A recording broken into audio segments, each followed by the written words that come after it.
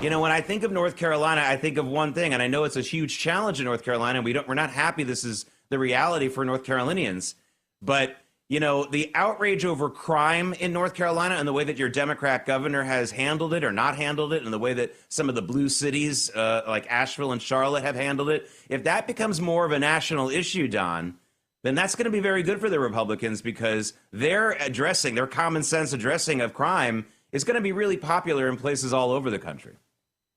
Yeah, Jake, and good morning to you, and thanks for having me. Listen, we all saw the horrific video a couple of months back of this poor girl, Arena, who was murdered on the Charlotte light rail. I immediately called on President Trump to bring in the National Guard to Charlotte. The Charlotte Police Union joined that call. I'm the only Senate candidate that has done that. But the Democrat city of Charlotte and the Democrat governor have done nothing to really beef up security on the light rail. We had another stabbing just within the last couple of days of an illegal immigrant stabbing another victim on the light rail, and it is a big problem. And part of the problem is not just the Democrat governor, it's the Democrat sheriffs, the Democrat county commission.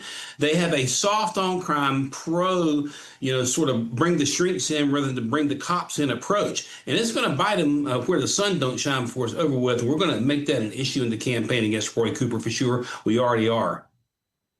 The interesting thing about when governments do things like this, the pushback from some of the leaders in North Carolina, the Democrats especially, from getting help from the federal government. Look, I'm not a lawyer or the greatest legal scholar in the world, but I do know that when people try to sue the government for not protecting them properly and things like that, it doesn't really go very far, because there's not a lot of hard evidence of a choice that was being made one way or the other.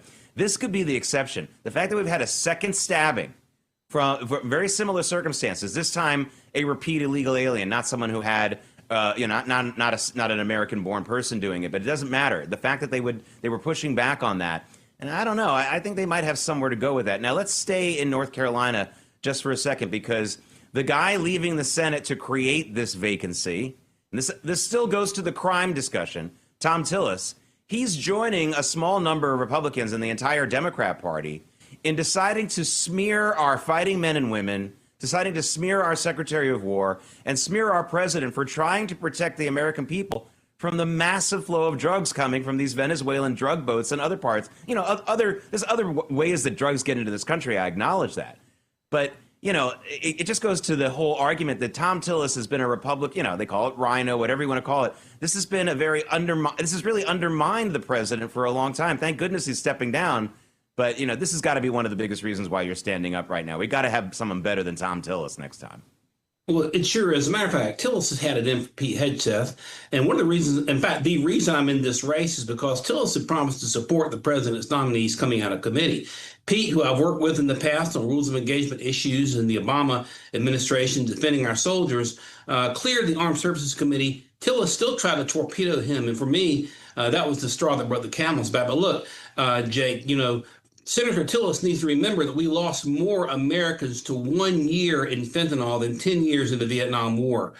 Left and right, we hear about kids that are dying from accidental fentanyl overdose. These are weapons of mass destruction. And now that the president has effectively shut down the land border and shut down the Mexican border, what these drug cartels are doing, they're now trying to bring their weapons of mass destruction in by sea.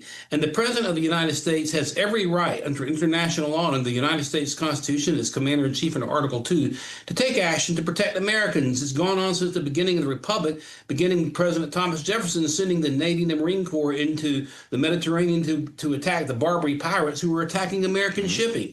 And it goes on and on and on. So, Tillis has had it in for Pete Hegseth. He's had it in for President Trump. President Trump wanted him out of the race. He's out of the race. And this is a little bit of petty revenge, if you ask me. And that's why Tillis has to go. We don't need any more Tom Tillises in the Republican Party from North Carolina. And that's the reason I'm running. We're going to win this race.